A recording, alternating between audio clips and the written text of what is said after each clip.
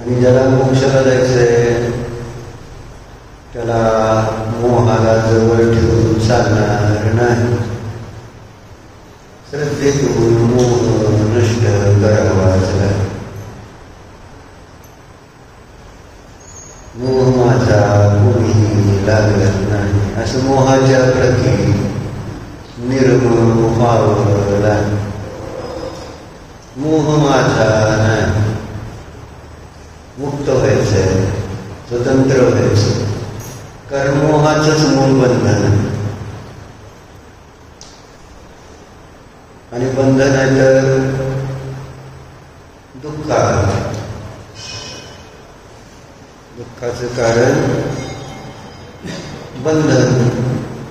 कारण बंधन चार होतो पराधीनता, दुसऱ्यावर विसरून राहणे. बंधनाचा अर्थ असा आपण माहिती. मग बंधन केवळ बाहेरनं आहे असं नाही, तर बंधन मुळात कोणतं आहे तर विचाराने बांधलं जातं. जसं आपण त्या उलटाची गोष्ट अनेक वेळा आहे. त्या व्यापाऱ्याकडे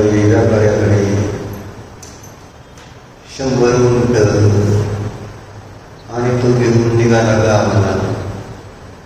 मग वाटेत थांबला रात्री. मग 99 उंटाला बांधण्यासाठी आणि खुंट्या होत्या त्या सगळ्या ठोकल्या आणि दोरीनं 99 उंटांना बांधलं. राहिला होता 100वा उंट. आता काय करायचं? खुंटी शिल्लक राहिलेली नाही. मग काय करणार? मग केवळ खुंटी ठोकल्याचं आभास केला.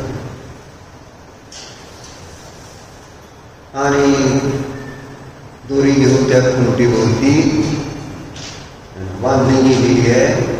असं सगळं सिच्युएशन उभा केलं उंटाचं. झालं. सगळे 100च्या 100 उंट एका जागी थांबले. सकाळी उठल्यानंतर 99 उंटांना तर बांधलेलं होतं. प्रत्येकाची दोरी सोडली, खुंटी काढल्या, घेऊन 100वा उंट त्याला बांधलंच नव्हतं. त्याच्यामुळं त्याला सोडायचा प्रश्न येत होता का? बांधलं नव्हतं त्याला.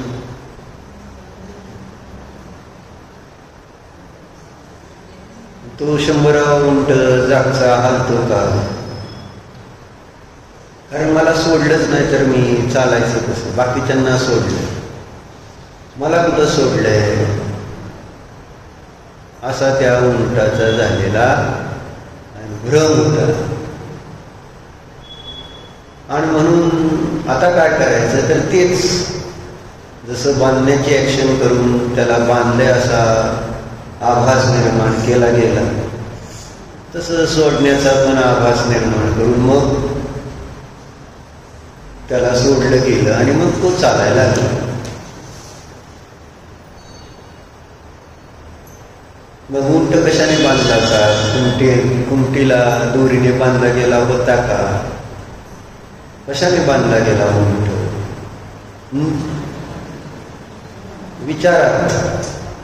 विचाराने त्याने स्वतःला मी बांधलं, बस, बाकी काय नसतं. आपण सगळे तेच उंट, 100वा उंट. आपल्याला कोणी बांधलंय मला सांग? कोणी बांधलं? आपण किती वेळा त्या जनकराजाची गोष्ट ऐकली, ज्याच्याकडे तो शेळी आलेला आहे आणि म्हणतो मला तर संसार सोडायचा आहे, पण संसार मला सोडेना असं म्हणतो. मग तिथं जनकराजाने काय केलं? खांबाला मिठी मारली नाही का? आणि काय म्हणायला लागला? खांब मला सोडेना. बरोबर. शेळजी काय म्हणतो? जनकराजा एवढा हुशार आणि खांबाला स्वतः धरलंय आणि काय म्हणतोय? खांब मला सोडत नाही. मग खांबाने जनकराजाला पकडले का जनकराजाने खांबाला पकडलेलं आहे? कोणी कोणाला पकडलं? डॉक्टर कोणी पकडले? तुम्ही निलिमा काकीला पकडले का निलिमा काकीने तुम्हाला पकडले? ती सांगा. कोणी पकडले? कोणी पकडले का नाही? नाही म्हटलं तरी पंचायत आहे, पकडले म्हटलं तरी पंचायत. आपण कल्पना केली, आपणच स्वतःला बांधून घेतलेलं असतं. जर त्यांनी आपल्याला पकडलं असतं तर आपल्याला सोडलंच नसतं ना कधी. आपण त्यांच्यापासून सुटलोच नसतो ना कधी. पण मरण आपल्याला सोडवतच ना त्यांच्यापासून. त्यांचं मरण नाही तर आपलं मरण. काय करू शकतो त्यावेळेस? मरण आल्यानंतर जो तो आपल्या वाटेने जाणारा गणित,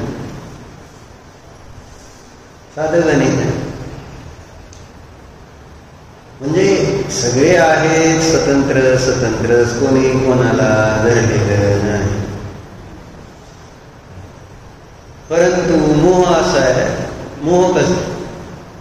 कीर मरकट से गहन आनंद आपण म्हणतो ना पूजनामध्ये. पोपटासारखी आणि माकडासारखी गहन मूर्खता असते. दोन उदाहरणं आपल्याला बघ. माकडाला पकडण्यासाठी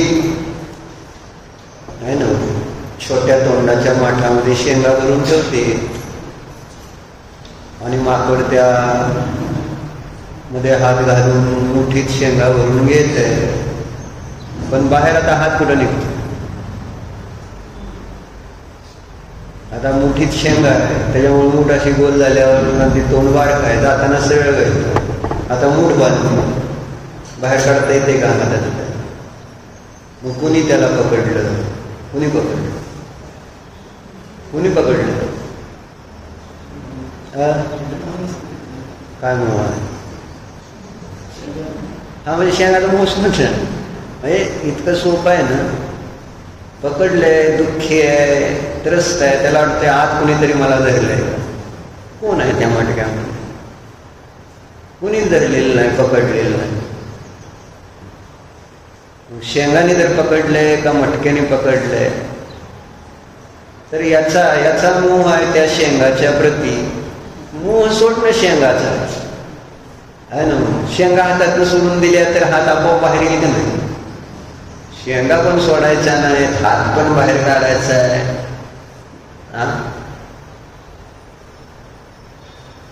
जमल का नाही?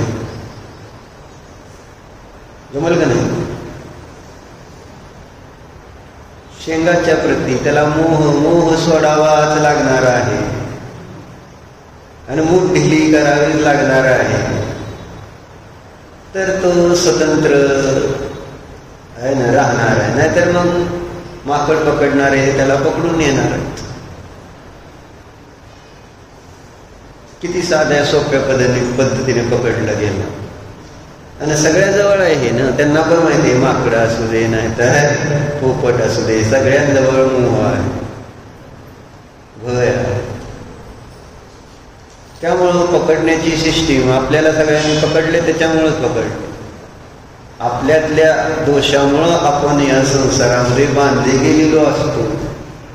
पोपटाला पण पकडलंय तसंच ना. झाडाला एक नळी पोकळ अडकवली, त्याच्यावर पोपट येऊन बसला, नळी फिरते गोल, पोपट उलटा होतो. उलटा झाल्यावर पोपटाला आता ती नळी सोडून उडून जाता येते का नाही?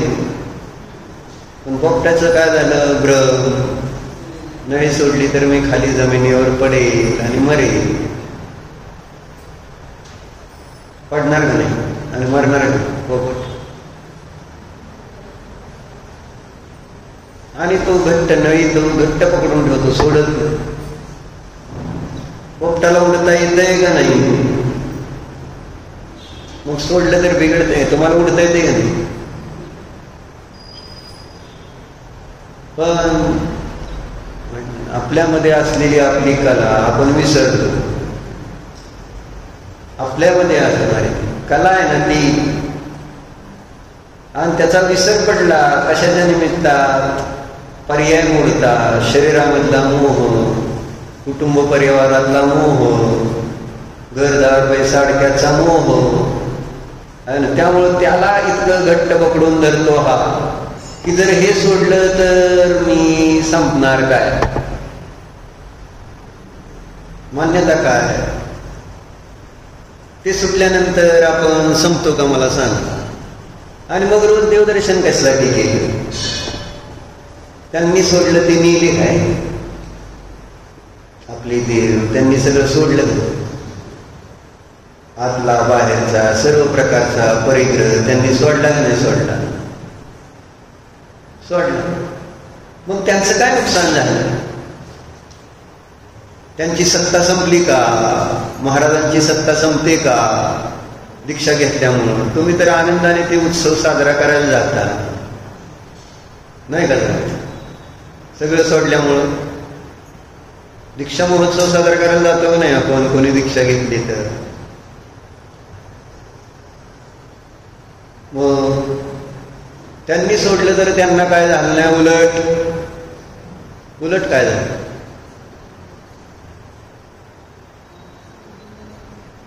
त्यांचं वैभव वाढलं का कमी झालं?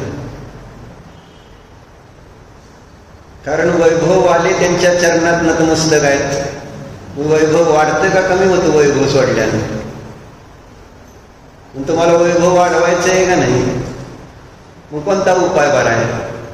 सोडायचंय का वाढवायचंय? म्हणून एक लेख आलाय, इच्छा इच्छा इच्छा. काय दिलं?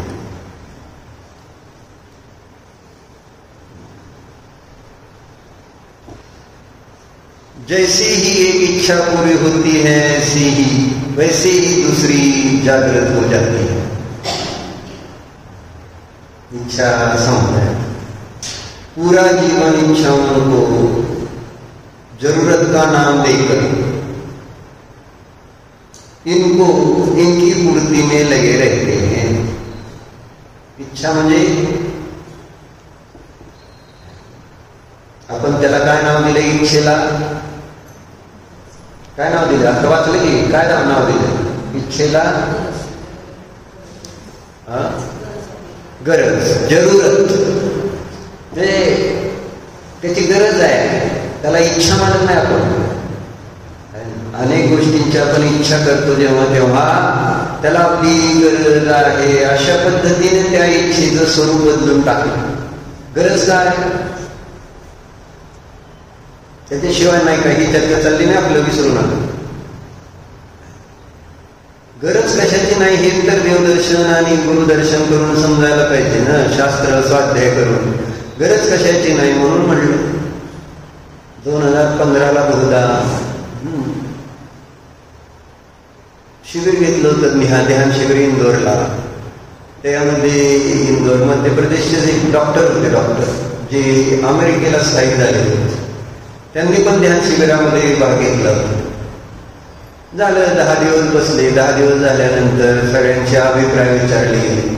मग हे अमेरिकेचे डॉक्टर पण उठले. बाकी काय म्हटलेलं आहे मला कळलं नाही, पण मला एवढं कळलं म्हटले या 10 दिवसात की कमी परिग्रह असला तरी सुद्धा आपलं जीवन चांगल्या प्रकारे चालतं. मान चांगले हलवत नाही, परिग्रह कमी चालतंय. तुमचं चालतंय, आमचं नाही एवढंच म्हणते मला. काय विशाल, परिग्रह कमी असलं तर चालतंय का नाही चालत? पण आपल्याला चालतंय का? की देवाला चालतंय, गुरुला चालतंय आहे ना. ज्यांना कमी करायचं त्यांना सगळ्याला चालतंय, मला नाही चालत. दुसऱ्याचा लोभ माझा लोभ, माझ्या लोभाला लोभ मानतो का? दुसऱ्याचा क्रोध माझा क्रोध आहे का? दुसऱ्याचा मान माझा मान असतो. दुसऱ्याने तीच गोष्ट केली तर चुकीची आहे आणि तीच मी केली तर बरोबर आहे. संसारामध्ये काय विशाल अभिजित मधुर मिलन टाकते तर मी का नाही टाकायचं म्हणून?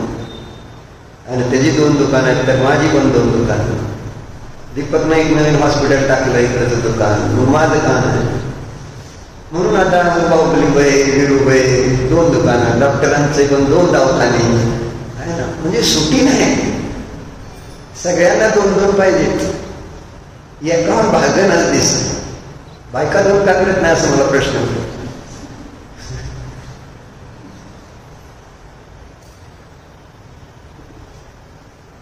कशासाठी हे प्रश्न. गरज मानली का तुम्ही? आणि दुसऱ्या दुकानाची गरज आहे का नाही? एक सुद्धा दुकान नव्हतं तरी गरज नव्हती. तुमचं एक पण दुकान नव्हतं, एकदा आलाच होतं फक्त माहिती आहे, तरी तुमचं चाललं होतं सगळं चांगलं. पण आता त्याच्यानंतर हम एक हमारे 2 कसं झालं? म्हणजे उलट झालं. हम 2 हमारा 1 झालं आणि परिग्रहामध्ये हम 1 और हमारे 2 दुकान. कसं म्हणजे 2 असतील तर 1 असलं तर चालतंय, पण 1 आहे आणि त्याला 2 दुकानं असल्यानंतर काय अपघात होते तुम्हाला कळते का? वेळ मिळतोय का देवाला? विशाल पोराला घरी घर आहे, घरात सोन्याचं ताट आहे, चांदीची भांडी आहेत, सगळं ते. पण मुलाला घरात चांगलं फर्निचर, घर चांगलं सगळं आहे, पण मुलाला वेळ नाही घरी येऊन जेवायला. विशाल आहे का वेळ? काय नाही. डबा नाही नेला तर ती घरी येतच नाही, म्हणते जेवायलाच येत नाही. किती चांगला पोरगा बघा, गिऱ्हाईक सोडायचं नाही म्हणून येत नाही, बाकी काय काय येत नाही. विशाल विशाल काय येत नाही म्हणजे ते गप्प जाऊन आपल्या हातात काय आहे. खवळतो का तू कधी? अरे जाऊ जेवायला, राहू दे दुकान बंद राहील, काय होत नाही, आपलं बरं आहे सगळं. जे आहे ते नाही, जे नाही त्याच्या पाठीमागे लागायचं, जे आहे ते नाही भोगायचं. वर्तमान कोणी जगतच नाही ना. वर्तमान किती जण जगतात सांगा? इथं शास्त्र आहे, पण इंदोरला जा, इकडं जा, तिकडं जा, उन्हातानं फिरायला जात. आत्ता तरी फिरून आलता मला तिकडे कुठं जाणार मी? मलेशिया नाही, काय म्हणायचं? कुठे गेला तुम्ही? कुठं? मेघालय. मूळ सारखं मी जाऊन आला त्याला. आता का जायचं होतं? उगाच आपलं आहे, आपल्याला बरं आहे सगळं आपलं, मग आपलं येऊ फिरून काय होतं त्याला? घरी सुनबाई आहेत का? जेवायच्या डॉक्टरचं काय केलं? जेवतील की त्यांचं काय राहते? जेवला नाही डॉक्टर 4-5 दिवस? चांगलं जेवलो मला, अजून 8 दिवस गेले बरं होतं. चिंता त्यावेळेस करणार का बाबा काय यांचं जेवण? आणि आता म्हटलं तुम्हाला अम्मांकडे जावा, हो यांची जेवायची जबाबदारी, बरोबर आहे, कोण नाही घरी, असंच आहे. कारण काय म्हणजे आपल्याला म्हटलं तर आपण anywhere I can go anywhere, आणि मला जायचं नाही म्हटलं तर सगळं सुनबाया असेल, कामाला माणसं असतील, सगळं असेल, पण मला नाही जायचं. बरोबर आहे सिमरन? माझी मर्जी, मी ठरवणार काय करायचं ज्यावेळेस पाहिजे तसं. आपला मोह ही मनोमनच आपण करतोय सगळं इच्छा, आणि त्या इच्छेला ज्यावेळेस आपल्या इच्छा त्यावेळेस त्याला गरज आहे, पण धर्माची इच्छा त्याला त्यावेळेस इच्छा, त्याला इच्छा म्हणून आहे ना, असं जास्त इच्छा करायची नसती. दुसऱ्याला सांगताना पण इच्छा पाप आहे म्हणून सांग, आणि माझी इच्छा ही गरज आहे, पुण्य आहे, अशी आपली भावना आहे, म्हणून इथं दिलं. बघ काय म्हणलं,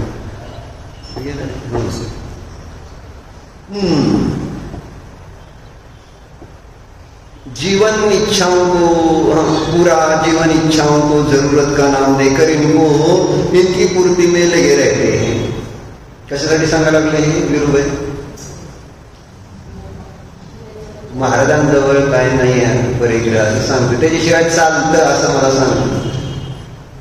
ही चर्चा चालली होती, हे शिकायचं ना, परिग्रहाशिवाय चालतं, हे आपण त्यांच्याकडनं शिकायचं. वैभव कोणाचं जास्त आहे ही चर्चा चालली होती. आपलं वैभव जास्त का महाराजांचं वैभव जास्त? ज्यांनी त्यागलं त्यांचं वैभव वाढतं का ज्यांनी साठवलं त्यांचं वैभव वाढतं? कोणाचं वैभव वाढतं? आपली मान्यता का अभिषेक?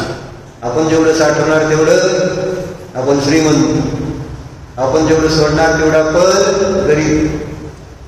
ही आपल्या बुद्धीमध्ये बसलेली श्रीमंती आणि गरिबीची व्याख्या. जेव्हा की आपल्याला दिसतंय चक्रवर्ती सुद्धा मुनींच्या चरणामध्ये नतमस्तक होतो, शतखंडाधिपती होता का नाही? सगळेजण तुम्ही महाराज आल्यानंतर त्यांच्या चरणामध्ये नतमस्तक. तुम्ही श्रीमंत का ते श्रीमंत आहे? सांगा आता सांगतो आहे का? कोण श्रीमंत? डॉक्टर महाराज का तुम्ही? चांगलं आहे, महाराजाला म्हणताय अजून तरी बरं आहे. अजून काय कशाचं महाराज श्रीमंत असं. मग बघा, जरूरत का नाम देकर इनको इनकी पूर्ति में लगे रहते. छोटी गाड़ी से बड़ी गाड़ी, छोटे घर से बड़ा घर है ना. इथं छोटं दुकान आता मोठं दुकान, बरोबर आहे. मग अपने देश में घूमने के बाद विदेश में घूमने की इच्छा. आपला ताई नातेपुतेमध्ये काय शास्त्र झाले शिकायला, आता बाहेर जाऊ इकडे. अपने देश को छोड़कर दूसरे देश में घूमने की इच्छा, शादी की इच्छा, फिर बच्चों की, और उसके बाद वो पढ़ लिख कर अच्छी नौकरी या व्यवसाय करे ये इच्छा, अपने को दूसरों से श्रेष्ठ साबित करने की इच्छा, समाज में यश और मान पाने की इच्छा. कहने का मतलब है कि कोई अंत नहीं है इनका जीवन का अंत आ जाता लेकिन इच्छाओं का नहीं. बरोबर. मरण आलं म्हणून सगळ्या इच्छा संपतेत का? मरण आल्यावर इच्छा अपूर्ण राहिल्या म्हणून आपल्याला जास्त आकुलता होती. काय असतं अज्ञानीचं मरण म्हणून तर दुःखदायक सांगितलं. कारण त्याला इतकी आकुलता आहे, जे आपण आयुष्यभर कमवलं ते सगळं सोडायचं, बरोबर साठवलेलं, आणि अजून जे साठवायचं होतं ते करता आलं नाही म्हणून दुःख आहे. बरोबर. वर्तमान त्याला आपलं माहित आहे. अज्ञानीला वर्तमान कधी जगतच नाही. अज्ञानी भूतकाळामध्ये जगतो, नाहीतर अज्ञानी भविष्य काळामध्ये जगतो. अज्ञानीला वर्तमान हा काही माहितीच नाही. आपल्याला माहिती आहे का? बघ आपण कुठं जगतो? वर्तमानात जगतोय का भूत भविष्यात? कुठं जगतो? चिंता कशाची? भूतकाळात काही घटना घडल्या त्याच्या विचारानं आकुलीत, नाहीतर भविष्य काळात काही घटना घडल्या पाहिजे अशा भावनेनं चिंतित. म्हणून कबीरजी काय म्हणतो? कबीरांनी एक दोहा लिहिला, आयु घटती घटती जाय, इच्छा बढ़ती बढ़ती जाय. आयुष्य घटत चाललेलं आहे आणि विशाल इच्छा कमी होत चालले का वाढत चालले? लहानपणी वेगळ्या इच्छा आहेत, तरुणपणी वेगळ्या इच्छा आहेत, वृद्धपणी वेगळ्या इच्छा त्याला सुट्टी नाही.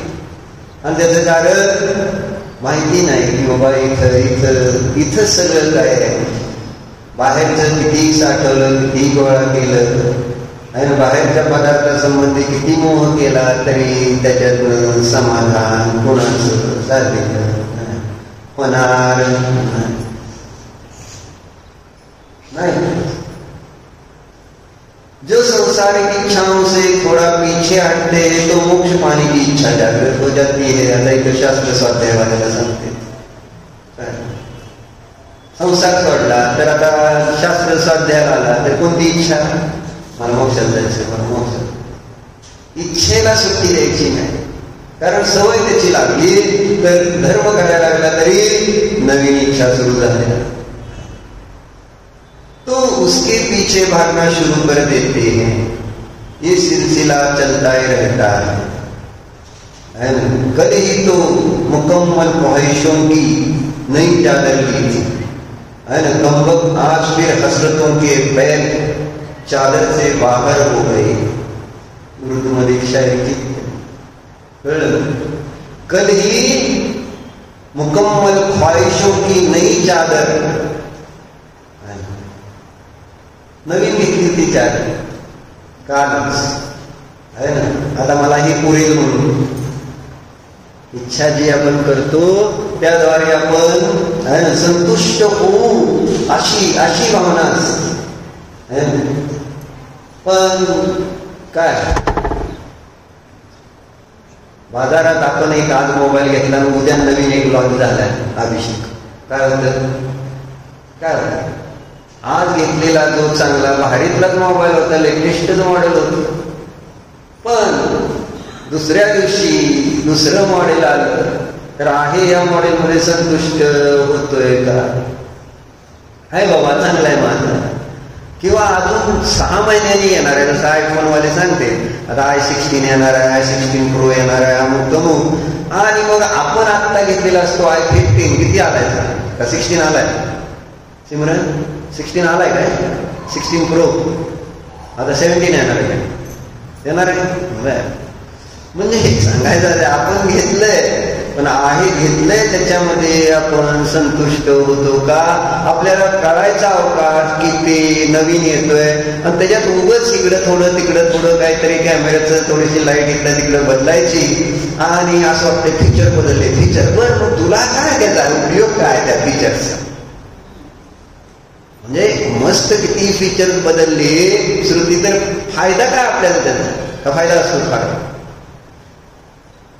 का आपल्याला कुठंतरी म्हणजे त्याचा कॅमेरा आता आजकाल सगळ्या सध्या हीच आहे ना, कॅमेरा भारी कॅमेरा. तुम्ही काय फोटोग्राफर आहे म्हणजे भारी कॅमेरा घेऊन तुम्हाला कुठे फोटो काढायला जायचं, आपलं एक टाइमपास आहे. एक सामान्य फोटो किती वेळा कोणता बघतो आपण, पण उगाच कॅमेरा भारी आहे, अमुक भारी आहे, तमुक भारी आहे असं सांगायचं आणि आपण म्हणायचं हा भारी सेल्फी आला, बस पुढं बस एवढंच आहे. म्हणून म्हटली तर काय, कालच मी एक नवीन वस्तू ग्रहण केली, चादर घेतली आणि आज बघतो तर माझे पाय त्या चादरीच्या परत बाहेर आलेले आहेत. ती चादर कमी पडते कमी. आणि आपल्याला ती गोष्ट माहिती आहे त्या शेतीची, त्या शेतकऱ्याची, गरीब शेतकऱ्याची आहे ना. शेती नाही काय नाही, दुःखी आहे. राजा म्हणला द्यायला शेती, सकाळपासून संध्याकाळ पळत आला, जेवढी जागा ते जिथून जाईल तिथं माघार येईल तेवढी जागा त्याला. किती पळाला शेतकरी, किती पळाला, सकाळपासून पळाला फक्त अजून थोडं मग पाणी पाहिजे या शेतीला म्हणून अजून थोडं पळाला आणि परत काय ही काय होते, अट काय होती, माघारी यायचंय, माघारी जागे. आता माघारी यायचंय आणि टाइम मात्र सूर्यास्त व्हायचा आहे, पळतोय, धापा टाकत पळतोय. काय झालं, शेवटी धापा टाकते की नाही माणूस, म्हणून व्हेंटिलेटर लावा लागेल आजकाल. बरोबर आहे, धाप लागते का नाही. पूर्वी व्हेंटिलेटर कोण लावत नव्हतं, पण आता 100% व्हेंटिलेटर लावल्याशिवाय मरतच नाही माणूस. आणि व्हेंटिलेटर लावल्यावरच मरतय ते. अजून धापा टाकत मरणार. सहजतेने श्वास सोडतो का, श्वास आपल्याला सोडला तरी आपण श्वासाला सोडायला तयार नाही, म्हणून ऑक्सिजनवर लावायचा, व्हेंटिलेटरवर लावायचा, सगळं जे काही करून तिथं ते राहील असं बघतो. परंतु काय राहते बघ, कमबख्ता फिर हसरतों के पैर चादर के से बाहर हो गए.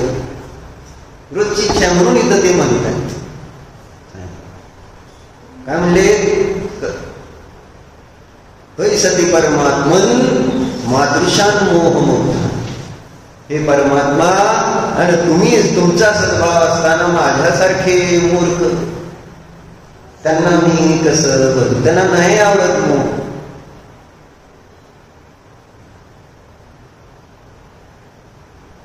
कारण त्यावर त्यांनी चिंतन मनन विचार केलेला आहे. मोहाचं अडचण काय, मोहाचा त्रास काय हे समजून घेतलेले. आणि त्यामुळं मला मोही जीव बघायचे नाही असं स्पष्ट सांगतो. कारण मला आता मोह दुःखदायक आहे हे समजलंय. आणि माझं पूजन अर्चन भजन गुणाचं चाललंय दिवस रात्र, हे खटकतंय. पुढं काय दिलं बघा, कुछ लोग धन सुविधाएं आने से सुखी हो जाते हैं और इनके जाने से दुखी हो जाते हैं.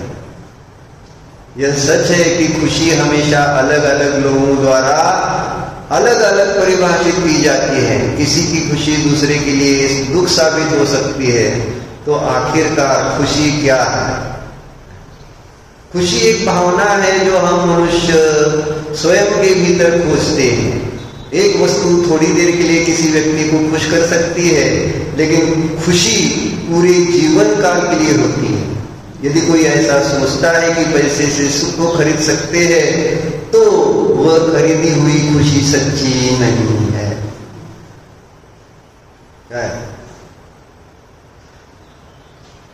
म्हणजे ज्यामुळे आपण काय करतो, खरेदी करायची चाललंय, जे भोग विषय भोग घरात आणले त्याच्यामुळे का त्याच्याद्वारे का आणला, आनंद खुशी अशी एक मान्यता आहे. पण इथं सांगते पटतंय किती माहिती नाही. जसं येत जाईल तसं तसं मला वाटतंय आनंद येत चाललाय माझ्यामध्ये, म्हणजे माझा आनंद वाढत चाललाय. पण येत नाही तसं सांगायचं. येत आहे का बघा, आनंद येतो का त्रास वाढलेला असतो. जेवढा परिग्रह वाढलाय बघा, जेवढं मोठं आहे तेवढा त्रास. आता आम्ही मधुर मिलनचं बघतोय रोजच, आणि ते पण सांगतोय. छोटे छोटे आता ना ट्रक असते का नाही मोठी वगैरे, आणि त्याची बारकी जी नंबर प्लेट असते ना, आणि दिसताना आपल्याला त्या ट्रकला लावल्यानंतर छोटी दिसते, पण दुकानात आणल्यानंतर दुकानात घेताना कळतं की किती मोठी असते. आता एवढं मोठं कार्य म्हटल्यानंतर त्याचा मेंटेनन्स एवढा मोठा राहणार आहे का? आणि मग परत म्हणायचं सारखा खर्च आहे, सारखा खर्च आहे. अरे मग कोण मोठं कोण करायला सांगितलं? बसायचं ना निवांत. छोटं होतं, चांगलं होतं, सुखी होतो, पण छोट्यात मोठं मी घेतलंय ते मी रचना केली त्या मोठ्याची, आणि मग त्या मोठ्याचा कर्ज मोठा राहणार ना. आज इकडे काहीतरी होतंय कारण तिथे काहीतरी लाईटचा प्रॉब्लेम आहे, मग हे करा, ते बदला, ते करायचं, काय लय त्रास. सांगताना तर असा, पण करताना ते अगदी आनंदानं ते काम करा. ते झालं पाहिजे, महत्वाचं आहे ते.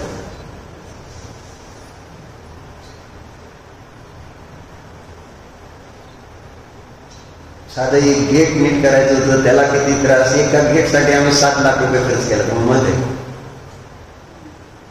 दिसताना तुम्हाला ते दिसते ना का 7 लाख रुपये खर्च केला म्हणून?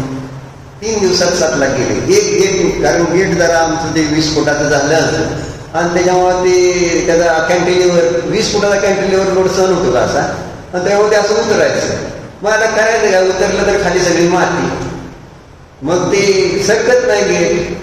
आणि 20 फुटाचं गेट उघडायचं तर आहे, करायचं. मग त्यांनी सांगितलं हे करा, खाली असं सिमेंटचं करून घ्या, ट्रिमॅक्स वगैरे. पण ट्रिमॅक्स एवढ्या पुरतं करून होतंय का? मग वतायचं म्हटलं तर वतायचं झालं तर ते 7 लाख रुपये 7.5 लाख रुपये गेले. का? तर गेट उघडण्यासाठी. आता बाकीचा नंतर विषय, पण सांगतंय काही गोष्ट सुरू केली, जेवढं मोठं तेवढं त्या ठिकाणी घर, जेवढं मोठं तेवढं मेंटेनन्स. फार्म हाऊसचा मेंटेनन्स आहे का चालतो नाही, होत राहायचं कमी, पण त्याला स्वच्छतेला मात्र दिवस रात्र आपदायचं. किती आपण त्याचा बोध घेतो आणि त्याच्या स्वच्छतेसाठी किती वेळ जातो.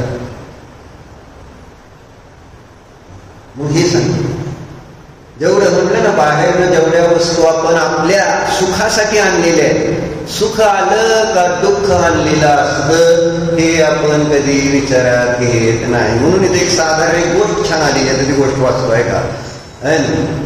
पैसे से सुख खरीद सकते हैं तो वह खरीदी हुई खुशी सच्ची नहीं है. इस साधारण कहानी से समझे सुखी रहने का सीधा तरीका. आओ कहानी सुनी.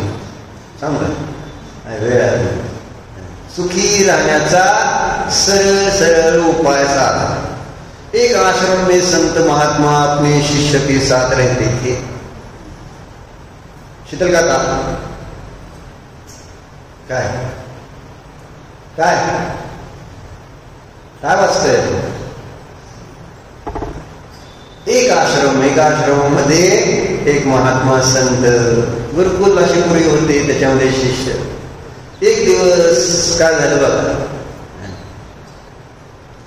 शिष्य आले आणि गुरुजीला म्हणू लागले की काही लोक काल आले होते आणि त्यांनी आपल्या आश्रमसाठी काय केले, एक गाय दान दिली है ना, म्हणजे तिथली व्यवस्थेसाठी गाय दान दिली. संत ने मुस्कुराते हुए कहा, यह तो अच्छा है, अब हमें रोज ताजा दूध पीने को तथा गौ माता की सेवा का सौभाग्य प्राप्त होगा. संत और शिष्य ने गाय के दूध का सेवन करने लगे. काय झालं, बरं वाटलं त्यांना. आली गाय, आल्यावर सगळ्याला बरं वाटतंय. मुनी काय चालल्यावर मात्र त्रास होतो, इथं असं सांगितलं नाही, तुम्ही जा, मला माहित आहे. हे इथं सांगते तो गायचं काय झालं ते. गाय आल्यावर खुश झाली.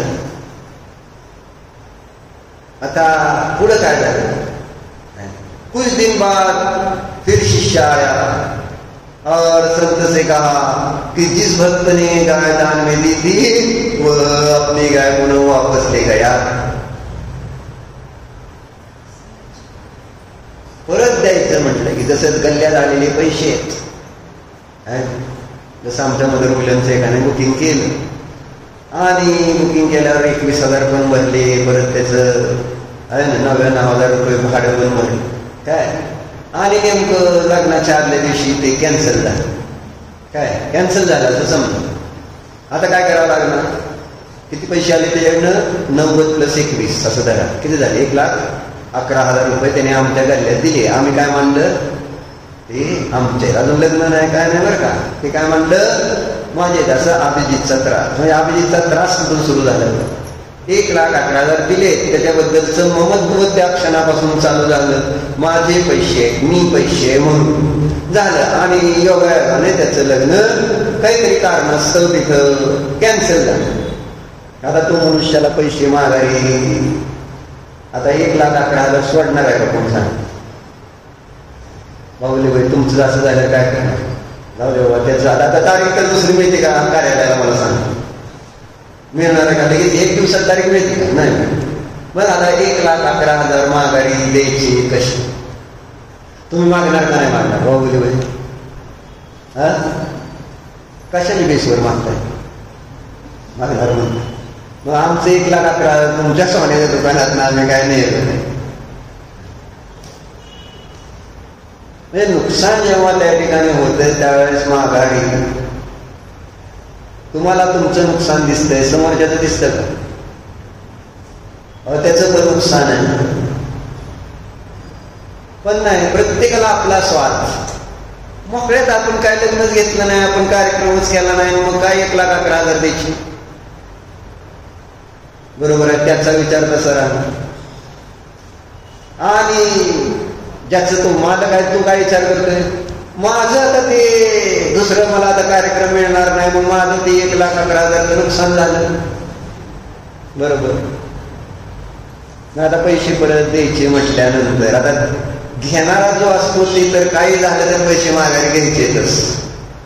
पण देणाऱ्याला किती त्रास. एकदा गल्ल्यात पैसे पडलेच. काय राजकुमार, मोटर घेतली, पैसे आपल्या ह्याच्यात ठेवले आणि परत सांगितलं की नाही कॅन्सल झाली मोटर, नको आहे, पैसे मागायला. काय होईल? मस्त बसता लग्नाचा घेतला सोन्याचा तुमच्याकडे, झाला 25-50 लाख रुपयाचा झाला. आणि परत कोणतरी आलं, राव कॅन्सल झाले, तेवढं आमचे पैसे मागायचे. काय करणार विरुबाई? 50 लाखाचं सोनं झालं तर हे काय करणार आहे? माघारी देणार का 50 लाख? का त्याचा नफा काढून घेणार? 50 लाखासाठी तुम्ही अगदी म्हणजे एक दिवस घालवला असं समजून.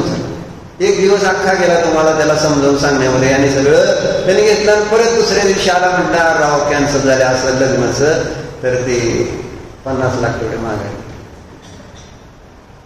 आणि त्यानंतर तुम्ही दुसऱ्या गिऱ्हाईकाकडे बघितलं नाही, तेच गिऱ्हाईक बघत माघारी देणार का? आणि देणार कशी देणार? अहो मी बुकिंग केलं, पुढं सगळं असं झालं तसं झालं, तुम्ही सांगता. पण ती मनुष्य नाही, राव मला माघारी द्यावं लागतं. काय करणार? घेताना त्रास वाटला नाही? घेतानाच त्रास असतो हे मात्र अजून आमच्या लक्षातच येत नाही. लग्न करताना त्रास वाटला अभिषेक तुला कधी? कोणाला? पण बायको सोडून जाणार म्हणजे केव्हा तू सोडून जाणार ना, मरण आल्यानंतर असं चाललं, त्यावेळेस त्रास होईल का नाही? काय मरण येणार आहे का तुला? नाही तर सिद्धीला येईल का नाही? त्यावेळेस दुःख होईल का सुख होईल? म्हणून लक्षात घेतलं पाहिजे, संयोग होताना सगळ्याला आनंद, जन्म झाला भारी भारी भारी, अरे मग मरताना मग इतकं का रडतो? म्हणून संयोग होताना सावध राहा. म्हणून इथं यांचं संतांचा विचार बघा काय झालं. आली गाय आनंदी झाली, काय म्हणली? आणि आता बरं आहे, रोज ताजं दूध वगैरे सगळं प्यायला मिळेल, आपल्याला सेवा करता येईल गोमातेचे, आनंदी. दोघं काम आपलं शिष्य गुरुचं काम चाललं. आणि तो परत काही दिवसांनी काय झालं, घेऊन गेला. घेऊन गेल्यावर मग परत शिष्याने सांगितलं, गुरुजी काय म्हणाले बघा, संत नाही मुस्कुराते हुए कहा. परत संत हसत होते. पैसे माघारी का? ठीक, कसं माघारी पाहिजे? गेलं तुझं नुकसान होतं ना, तुझ्या घरात प्रॉब्लेम आला ना, घे बाबा, तुझ्या पैशासाठी मी त्रागा का करू? आपल्याला जीवाची व्हॅल्यू कमी होते, पैशाची वाढलेली असते, त्याचा त्रास होतो. ज्याला जीव कळला ना त्याला पैसे गेले आल्यानंतर फार मोठं पडत वाटत नाही. पण आजकालचं प्रॉब्लेम असतो आहे धन, सगळीकडे धन, धनाला इतकं इम्पॉर्टन्स, त्याच्या पुढे त्या ठिकाणी कोण आहे काय हा नाही, पैसा आधी. तो नातेवाईक असू दे, नाहीतर ग्राहक असू दे, नाहीतर कुणी असू दे, आधी काय पैसा झाला मोठा. खोटा नाही, पैसा झाला मोठा आणि पाऊस आला मोठा, असं होतं ऍक्च्युली विशाल. पण आता काय झालंय, पैसा झाला मोठा, माणूस झाला छोटा. आता एक नवीन कविता रचलेला पाहिजे असं. इतका पैसा आई नाही, वडील नाही, भाऊ नाही, कोण नाही, धन मोठं. आणि त्या धनामुळं माझ्यामध्ये किती कशा उत्पन्न होतात. तुमच्याकडनं कोणी पैसे घेतले तुम्हाला माघारी लवकर देईना. बघूया तुमच्याकडनं आज मी पैसे घेतले आणि तुम्हाला सांगितलं 5 दिवसात देतो आणि पैसे काय देणार. 5 दिवसांनी फोन केला, बरं देतो, अजून नाही काम झालं. 6 गेले, 7 गेले, 8 गेले, 9 गेले, 10 गेले, 11, 12 आहे ना. रोज फोन करताय तुम्ही, काय म्हणते, आणि रोज म्हणताय ते देतो, उद्या देतो, उद्या देतो, उद्या नक्की, आत्ता देतो, थोड्या वेळ देतो, संध्याकाळी देतो, आहे ना. झाले काम, होत आले, असं तुम्हाला सारखं सांगतो. आणि तुम्ही फोन करताय काय, आणि ती तुमचा नातेवाईक आहे असं समजून जा. नातं महत्वाचं आहे का पैसा महत्वाचा? खरं सांगायचं, खोटं बोलायचं पाप लागलं. नातं महत्वाचं आहे का पैसा महत्वाचा?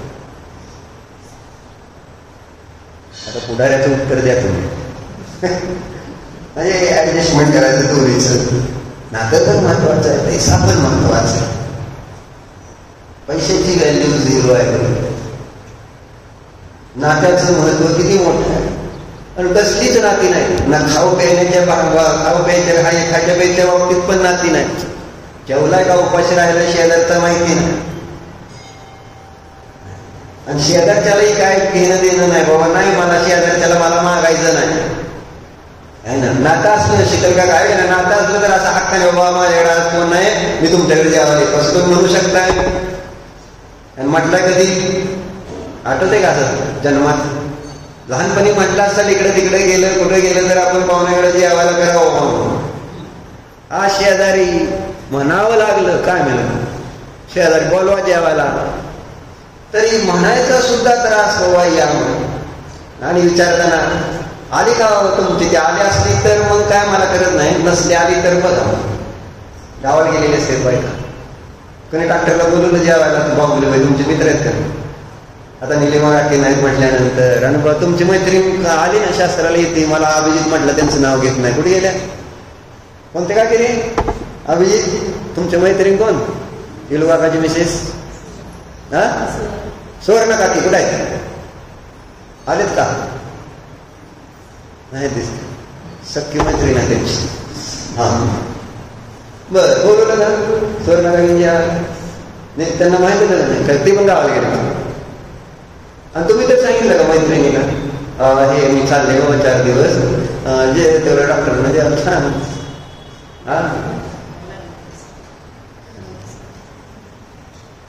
काय नाही म्हटलं ना, इतकं घाणेरडं म्हटलं ना, म्हणजे आता जगणं मुश्किल आहे.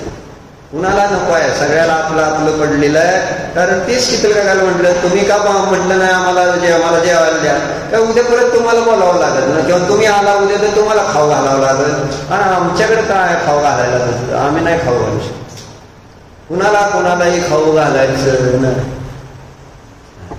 म्हणजे इतका जर परिणामामध्ये अशुद्धी असेल आणि आम्ही शास्त्र ऐकतोय, काय शास्त्र चाललंय, म्हणजे काय बोल झाले. शास्त्र ऐकणाऱ्यांची अशी विचारधारा आहे, न ऐकणाऱ्यांचं काय असं. सगळे जीव समान आहेत, भगवान आहेत, मोठ्या मोठ्या गप्पा. आणि तशी आधार जेवलाय नाही ती विचारायची पंचायत आज. आणि नुसतं मित्र आहे, विरुबाई तुमच्याबरोबर गेले ना डॉक्टर, तुम्ही बोलू लागते आता तिथं तर एकदम आनंद, मला माहितीच नाही, एक नंबर. आणि डॉक्टर तर तुमच्याकडे आले का, अरे विरू मी तुमच्याकडे आज येतो, तुझ्याकडे येतो बरं का जेवायला, आज तुम्हाला म्हणायला गेलं नाही. आणि 5-7 दिवस इथले होते तुमचे, कुणाच्या घरी जाऊन एक दिवस जेवलं असतं, 5 दिवस तुमच्या रिकाम झाले असते नाही, तुम्ही तर गेला का. तुमच्यात मान, मी कसं जाऊ, असं कसं जाऊ, अरे किती इझिनेस पाहिजे काय त्याच्यात असतं. आणि आले तर आनंद वाटतो का नाही, असं जर हात नाही, बायकांना नाही वाटत, पुरुषांना वाटतं. बायका असं पहिल्यांदा डोक्यावर असं त्रिशूळ तयार होतं, पाहुणा म्हटलं की हा त्यांना त्रास आहे, हेच मला अजून अशी परिस्थिती. काय नाही, चला असू द्या, सांगायचं काय. म्हणून मग असं बाकी काय नाही, त्रास होतो. तर सांगायचं इथं झालं काय मग चर्चा कुठपर्यंत चालते.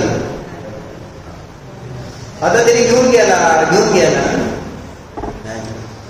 तरी संत ते गुरु परत हसतच होते. काय प्रॉब्लेम. आता विचार काय बघा गुरु संत ने फिर मुस्कुराते हुए कहा कि अच्छा है रोज रोज का गोबर उठाने की परेशानी खत्म हो गई. आली गाय तर काय विचार केला. छान दूध खायला रोजचं ताजं गोमातेच. गेली गाय तर गेली झंझट गेली आपलं रोज शेण गारा ते सगळं गारा कोण. तसं आपल्याला वाटलं पाहिजे की नाही आपला परिग्रह कमी झाल्यानंतर.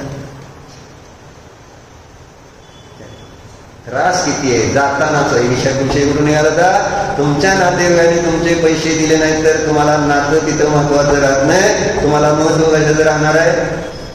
आणि परत त्याला तुम्ही नाव काय पैशाचं महत्व नाही पण त्यांनी वेळ जी दिलेली आहे त्या वेळेला दिली नाही म्हणून त्रास त्याचा नाही मला. पैसे आणि वेळेचं पण काय नाही आहे. आपल्याला पैशाची पण अडचण नाही आहे. पण अजून आपल्याला 5 दिवस देतो म्हटल्यावर 10 दिवस गेले ठीक आहे नाही तुझी अडचण आहे बरं राहू दे तुझं झाल्यावर देतो का नाही माहित नाही बरं नको देऊ.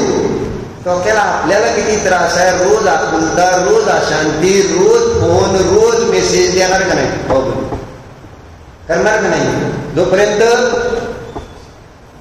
मी मरत नाही तोपर्यंत ते काम करत राहणार. त्याला माझं नातं तुटू दे माणसाची माणुसकी संपू दे पण पैसा मात्र जगला पाहिजे राहिला पाहिजे. फार अवघड म्हणजे ते संस्कारानं झालेला गल्ल्यात आलेला पैसा परत काढून माघारी द्यायचा म्हटला तर व्यापाऱ्याचे अगदी हात त्या म्हटलं ना ते श्रीनिक राजा जेव्हा त्या शेठजीच्या घरी लाकडं गोळा करत होता पुरातले त्याच्या घरी गेला त्याला काही चांगलं देण्यासाठी मग बायको म्हटली आता राजा आपल्या घरी आला त्याचा मान सन्मान करा आणि मग त्यांनी ते सगळं घरामध्ये 5 रत्न आणले आणि ते द्यायला लागले तर त्याचे सगळे हाताची बोटं सापासारखी झाली. राजाने हे बघितलं हा काय चमत्कार इतका त्याला त्रास होता हे आता आपल्याला द्यावं लागतंय सगळं माझं एवढं कष्टाने साठवलेलं धन आणि असं द्यायचं त्याची बोट सुद्धा लावायची तिथं ती राजाने त्याची निंदा राहू दे तुझं तुला. इतका शरीरामध्ये बदल होतो कारण विचारात बदल झाल्यानंतर आचारात पण आणि शरीरात पण बदल होतो. कर्म न कर्म सगळं बदलतं. ठीक आहे असं संपलेलं आहे गोष्ट. झालं काय मग आहे ना कुठे गेलं काय झालं. रोज रोज का गोबर उठाने की है ना झंझट खत्म हो गई असं गुरु म्हणाले. काय इस कहानी की सीख यही है कि परिस्थिति कितनी विपरीत क्यों ना हो अगर हम अपनी सोच पर नियंत्रण करें और सकारात्मक सोचे तो हम अपने जीवन को सुखी जीवन बना सकते हैं. भगवद गीता में भगवान श्री कृष्ण ने कहा है कि असंशयम ही महाबहु मुनो दुर्निर्ग्रहम चलम अभ्यस्यासेन तू कौन्तेय वैराग्येन च गृह्यते. हे महाबाहो निश्चय यह मन कठिनता से वश में आता है इसमें कोई संशय या संदेह नहीं है किंतु अभ्यास और वैराग्य अर्थात अनिच्छा से तो इस मन या इच्छा पर मोह पर नियंत्रण या निग्रह कर सकता है. अभ्यास करावा लागेल आणि म्हणून इथं मंगलाचरणामध्ये पद्मप्रभू मल्हारी देव काय म्हटले आहे ना काय म्हटले त्वयि सती परमात्मन मादृशानुमोह. तुम्ही तुमच्यासारखे निर्मोही असताना मी त्या ठिकाणी माझ्यासारख्या मोही जीवांना का बरं पोचतो. ही कुठंतरी आपल्याला विचारामध्ये गाठ बांधा सगळं दुःख हलतं. ओम भो प्रभो मनोचंकाय प्रत्यर्पण सर्वस्मरण माझ्याकडून या भगवान पूर्ववाद शास्त्र गुरु यांचं केंद्रीय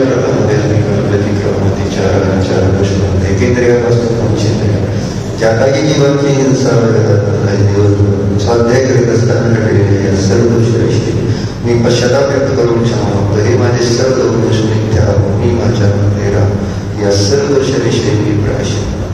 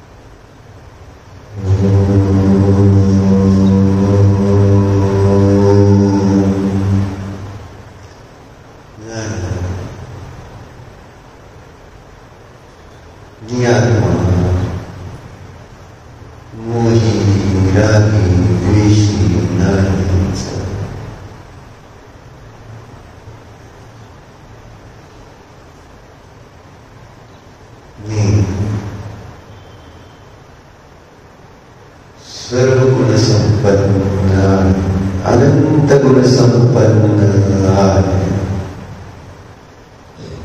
मला परद्रव्याच्या परकणाची गरज इच्छा नाहीच. मी स्वतंत्र आहे, स्वाधीन.